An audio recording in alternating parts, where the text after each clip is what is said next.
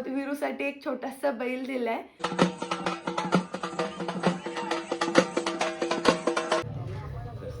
कसा होता अनुभव? एक नंबर. हे आपलं कोल्हापूर आहे आणि इथं विषय हार्ड आहे. मी खूप खुश झालो. हे खाल्लं नाही तर मला असं वाटतं मी कोल्हापूरला आलोच नाही.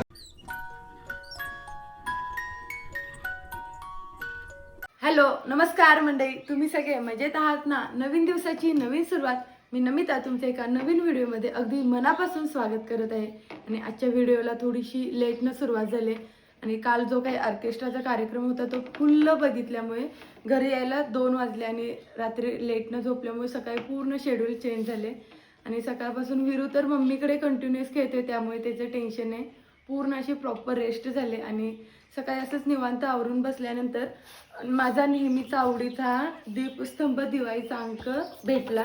आणि हा वाचन करत असताना इतक्या वेगवेगळ्या ज्या काही टेक्नॉलॉजीच्या किंवा हिस्टॉरिकल प्लेसबद्दल माहिती दिली ना, तर असे जे काही दिवाळी विशेषांक असतात ना ते खूप छान असतात. आणि मेन म्हणजे आता यात्रेनिमित्त गावामध्ये वेगवेगळे कार्यक्रम आहेत आणि जी काही यात्रा किंवा ऑर्केस्ट्रा खूप एन्जॉय केला. आणि आजसुद्धा गावामध्ये सुट्टा बैलगाडी पळवणे स्पर्धा चालू आहे, तर त्यासुद्धा बघायला जायचे आहेत. आणि ऑलरेडी विरू माझ्या आधी जाऊन तिथे सेटल झालाय, मावशीसोबत गेलाय. तर थोड्या वेळात मी सुद्धा जाणार आहे तिकडे. कोण रे?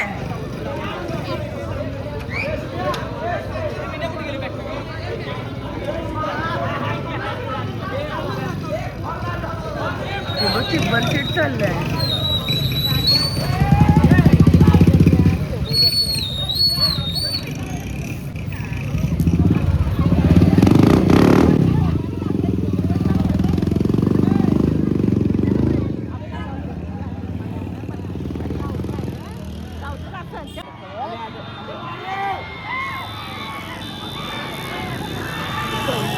ते पण आहे.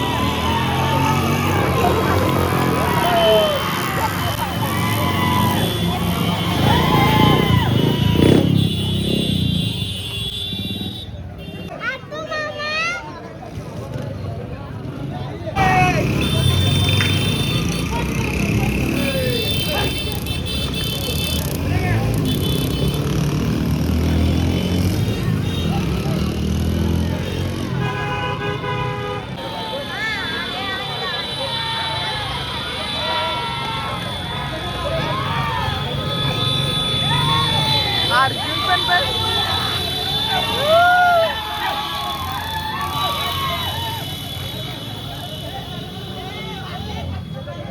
काय करायलाय?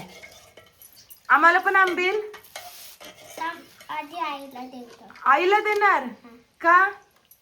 आई माझी आहे. अगो बाई. आणि मी दूध दूध बाबाची आहे. तुझ्या बाबाची. द्या लवकर. थांबावं म्हणा. मामा फास्ट काम करायचं. बस. थँक्यू. आली. पाहुणे जायची वेळ आली तरी अजून जेवण पत्र येतच. आणि मम्मी छाची भाकरी त्यासोबत भाजी आणि अजून आंबील. मी देतो. नो म्हणा तुझ्या मम्मीला. मला वाढ. काल केलेला बिटाचा हलवा आणि इतका बेस्ट झालाय ना, आणि स्पेशली पप्पांना खूप आवडला. बस पिल्लू. दरवेळी मी गावी आल्यानंतर जेवढ्या काही गोष्टी घेऊन जाता येतात शेतातल्या ओरिजिनल, तर त्या अशा घेऊन जाते. आणि हे 2 लिंबाचे मोठे झाड आहेत आणि त्यासोबतच झाडांची एवढी आवड आहे ना पप्पांना. ते पेरूचं मोठं झाड आहे आणि याला आता थोडंसं पूर्ण सुकून गेलं नाही तर इतके पेरू लागतात ना. त्यासोबतच सगळं काही त्यांच्या आवडीचं ते प्रत्येक वेळी झाडे आणून लावत असतात. आणि आज माझ्या चुलत्यांच्या शेतामध्ये पाटाचं पाणी पाजायचं चालू आहे आणि हे आमच्या पाईपलाईनचं आहे. तर इतकं असं ते भारी वाटते ना, खूप दिवसानंतर असं वाहतं पाणी बघून खूप आनंद होतो. जी काही कढीपत्त्याची सुद्धा इतकी रोपं आहेत किंवा नारळाचं झाड आणि सगळ्यात मोठं वर दिसलेलं चिकूचं झाड. हे चिकूचं झाड इतकं उंच झालं आहे आणि वर सगळीकडे चिकू आहेत, परंतु जास्त उंचीमुळे ते काढताच येत नाहीत पूर्ण असे. त्यासोबतच हे समोर कढीपत्त्याचं एक झाड आहे आणि खूप मोठं झाले. हे नारळाचं मोठं झाड आणि त्याला सुद्धा भरपूर चांगले नारळ लागलेत. यावेळी झाडांना भरपूर आंबे लागले, त्यामुळे एकदम मे महिन्यात चैनी येतात. आपल्या लेकीचं कितीही जरी चांगलं असलं सासरमध्ये तरी प्रत्येक आईची हीच इच्छा असते की आपल्या लेकीला हे द्यावं ते द्यावं. आणि मी इतकी नशिबान आहे ना, दरवेळी मला मम्मी भरभरून देत असते आणि जे मागल ते देत असते. आणि आज सुद्धा मी तिला बोलले की हे पाहिजे, आणि काही वस्तू तर तिने आपल्या इच्छेने दिलेत. ह्याच्यामध्ये ही पूर्ण बरणी भरून घरगुती दही आहे आणि इतकं घट्ट आहे ना, जरा सुद्धा या दह्याला पाणी नाही. तसेच ह्याच्यामध्ये पूर्ण किटली भरून घरगुती असं तूप आहे आणि इतका मस्त वास येतो ना ह्याचा, असा एकदम ओरिजिनल असं तूप. आणि दरवेळी मम्मी मला देत असते. त्यासोबतच हा रात्री बनवलेला बिटाचा हलवा, तर तो सुद्धा थोडा ट्राय करण्यासाठी दिलाय. या आहेत घरगुती हरभरे आणि घरगुती सोयाबीन. तर दरवेळी मी हरभरा आणि सोयाबीन मम्मीकडून घेऊन जात असते.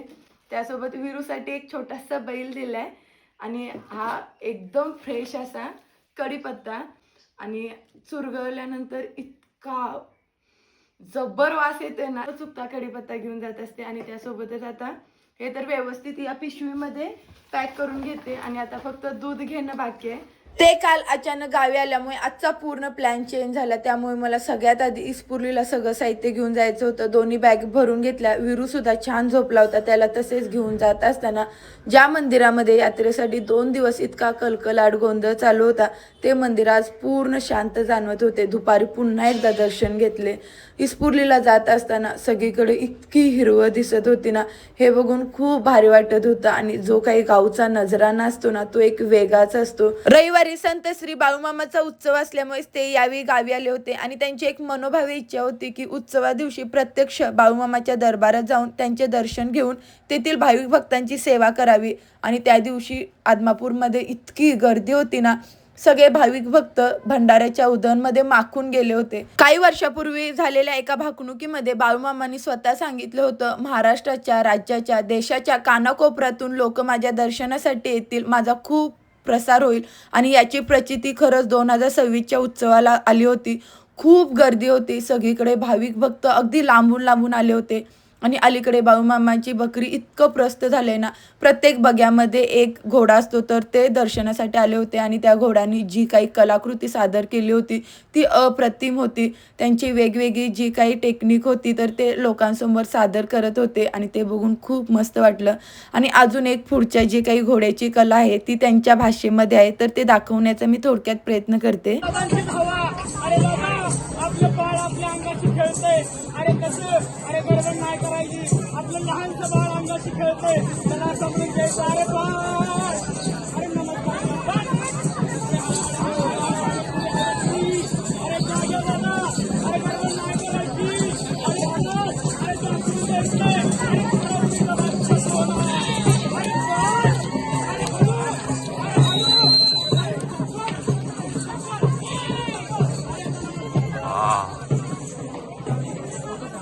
बाबांनी बाळूमामाचा ड्रेस घातलेला बघून विरू सुद्धा रडू लागला, म्हणून त्याचाही ड्रेस घातला. मस्तपैकी फोटोशूट केला आणि त्यांनी आपले अनुभव शेअर केले. त्यानंतर थोडा वेळ रेस्ट घेतली. पुन्हा संध्याकाळी जाण्यासाठी तयारी करून घेतली. आई विरूला दही साखर देत होत्या आणि विरू सुद्धा क्रिकेटमध्ये खेळण्यात इतका बिझी होता ना, आणि गावी गेल्यानंतर कसा टाईम निघून जातो हे समजतच नाही. प्रत्येक वेळी विरू आपल्या मित्रांसोबत किंवा इतरांसोबत इतका खेळतो ना, त्याच्यामुळे असं त्याचं काहीच टेन्शन नाही. आणि मी दरवेळी हे बोलत असते आणि त्याला मी जाण्यासाठी बाहेर पडे असं बोलत होते, तर तो अजिबात तयारच नाही, खेळतच होता. विरू, आईची माया कर, आईला सांग मी येतो लवकर म्हणून, पी दे. चला आईला बाय कर. Bye bye. फ्लाइंग किस.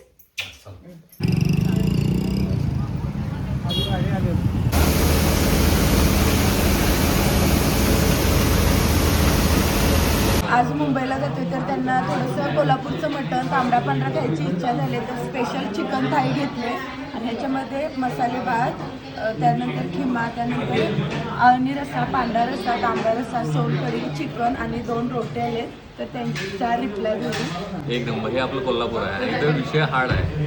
मी खूप खुश झालो. हे खाल्लं नाही तर मला असं वाटतं मी कोल्हापूरला आलोच नाही. दरवेळी त्यांचं खाणं असतं आणि माझं थोडंसं आणि आमचा विरू बघा किती खुश आहे. तर खुश आहेस ना. Good boy. एन्जॉय, भरपूर खा. ऑलरेडी जेवण चालू केलंय. कशी आहे हो टेस्ट? मस्त आहे. विरू सुद्धा एन्जॉय करतोय, खूप छान आहे. आणि त्यासोबतच माझ्यासाठी घरगुती डाळ आणि त्यासोबत भाकरी आहे, तर मी घरचं खाऊन घेते. श्री छत्रपती शाहू महाराज टर्मिनस कोल्हापूरचे आमचे रेल्वे स्टेशन, आणि अलीकडे इतकं छान डेव्हलप केले ना, खूप कन्स्ट्रक्शन चेंज केले. स्टेशनला आत एंट्री केल्यानंतर डाव्या बाजूला तिकीट घर आहे आणि इथून डायरेक्ट आमची ट्रेन सुद्धा आले, Mahalaxmi Express. Viru bye bye कर आपल्या कोल्हापूरला.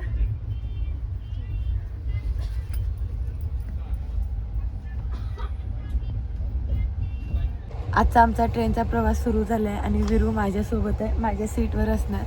आणि मगापासून अर्धा ते पाऊण तास आम्ही लोअर सीटवर बसलो होतो, त्यानंतर आता अप्पर सीट असल्यामुळे दोघेही वर आले. आणि AC 3 टायरला कंबलची सोय असल्यामुळे पूर्ण आधी अरेंज करून घेतलेत आणि त्यासोबत पिलोसुद्धा आहे, त्यामुळे आज एकदम खुश आहे. पिल्लू नाही पिलो, पिल्लू पिल्लू. पिल्लू तुला पांढरा रस्सा कसा लागला? तिला तू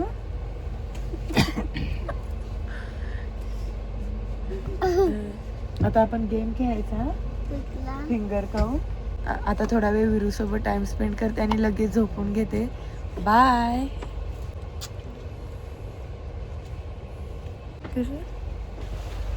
छान छान.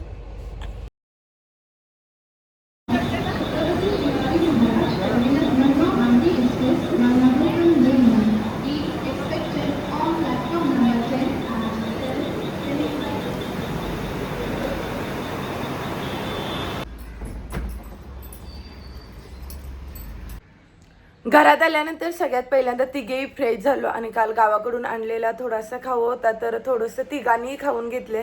आणि विरूची पूर्ण रात्रभर अगदी व्यवस्थित झोप झाल्यामुळे तो कसा एकदम फ्रेश होता. आणि त्याचं सकाळपासून एकच लागले की बाबा रनिंगला जाऊया, तर त्याच्यासाठी त्याला ते गार्डनला घेऊन गेले. आणि इतक्या बॅगा झाल्या होत्या ना, म्हणजे यात्रेसाठी इतकं साहित्य होईल असं वाटलं नव्हतं. आणि काल येताना सुद्धा आईंनी शेतातला भाजीपाला दिला, त्याच्यामुळं त्याची पुन्हा एक नवीन बॅग झाली. तर कपड्यांचे आमच्या तिघांचे जे काही होते ते वेगवेगळे आधी करून घेतले. आणि त्यासोबतच जो काही भाजीपाला आहे तर तो ऑलरेडी मी काल गावाकडूनच नीट करून आणला होता. आता फक्त ज्या काही व्यवस्थित रॅप केले तर ते फ्रीजमध्ये ठेवून घ्यायचं आहे. आणि त्यासोबतच आता ते बाहेर गेले तर माझं सगळं घरातलं आवरून घेते. विरूच्या आजच्या टिफिनसाठी गावाकडून आणलेला जो काही मका होता तो उकडून घेऊन थोडेसे कॉर्न चाट बनवले आणि तो खूप आवडीने खातोय. त्याचा tiffin ready. Bye bye, best लक.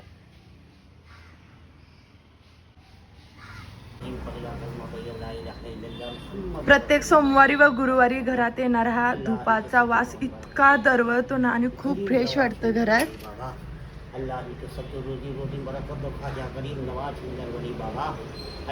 जस्ट विरूला स्कूलवरून घेऊन आले आणि या फुलदाणीमध्ये मी कायम 1 रुपयाचं कॉईन साठवत असते, तर त्याला सापडल्यावर तो खेळतोय. विरू, स्कूलमध्ये प्रॅक्टिस केली तू गाण्याची? कसं असं? आज टिफिन संपवला ना? आवडलं तुला? कसं होतं? मस्त. सातू, सावी, विरू मगापासून कंटिन्युअस खेळतात. सगळे खेळणी बाहेर काढलेत. आणि आता ही आमची छोटी चिमणी स्वतःच्या हाताने चपाती घेते, दही. आणि आजच्या माझ्या दुपारच्या जेवणामध्ये 1.5 चपात्या बिना तेलाची, माझ्या आवडीची आईनी बनवलेली आंबाड्याची भाजी आणि त्यासोबत घरचं दही आहे. आणि ते दही इतकं घट्ट आहे ना असं. आता विरू सुद्धा ऍड झालाय.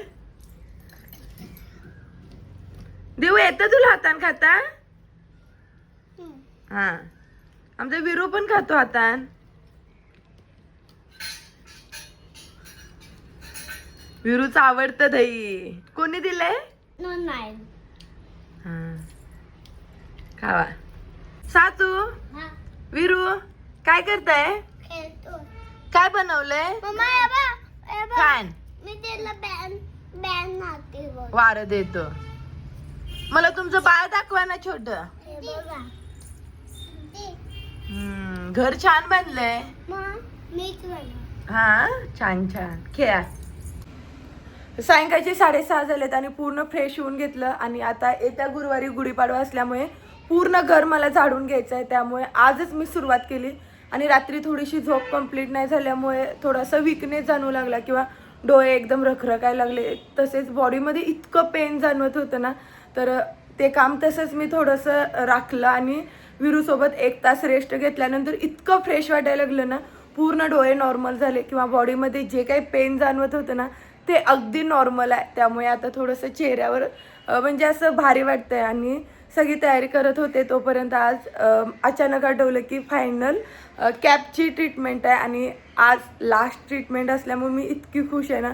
खूप दिवस सध्या दाढेचं जे काही दुखणं चालू आहे ना, तर ते आज शेवट असणार आहे. तर विरूला वहिनींच्याकडे सोडणार आहे आणि तिथून पुढं मी एकटीच डॉक्टरांकडे जाणार आहे आणि त्यांच्याकडे जातोय. तर त्यांना गावाकडून जे काही भाजीपाला किंवा इतर जे काही साहित्य आणले ना, त्यातलं अगदी सगळं थोडं थोडं खाऊ काढून घेतलं आहे आणि त्यासोबत त्यांची एक कपड्यांची साडीची पिशवीसुद्धा आहे, ती तर द्यायचीच आहे. आणि माझी ट्रीटमेंट होईपर्यंत विरू वहिनींच्याकडेच असेल. मी गेलो कशासोबत खेळत होता? आमच्या विरुदादान मारलं तुला? मारलं विरुदादान? नाही मारलं. तुम्ही खेळत होता? आता बघा की आगाऊपणा. उठ उठ. क्ले सोबत आणि आरवला मारलं तू? नाही. इकडं यायचं म्हणलं एवढा खुश होतो वहिनी.